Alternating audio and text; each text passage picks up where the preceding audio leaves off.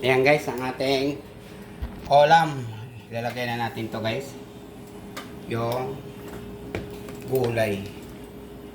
Ayan guys, yung talong. Ano? Malunggay. Malagbati. Pinagalo na natin yan dyan. Yung malagbati ko. Tapos may kunting kangkong. Yung kangkong ko sa paso guys, tumaba eh. Tapos nagdahon ng marami. Ayun, nakadalawang gulay na rin ako sa kangkong sa paso. Diba? Sakto-sakto sa araw na to, maulan. Yan. Yan ang isda natin guys, yung sinasabi lang salmon. Ayun o. So, dandahan lang natin baka madurog.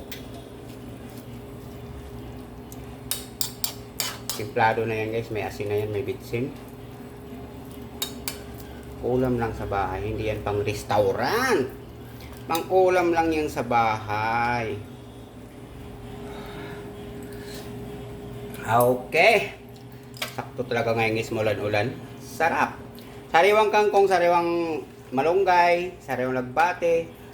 Yung malunggay sa kapitbahay yan. Yung kangkong, sa ko yan guys, sa tinanim ko sa paso. Yung lagbate doon sa likod ng office. Marami nga kami may-ari nun eh. Ako nagtatanim, iba yung nag-harvest. Kaya may kasabihan eh. Iba nagtanim, iba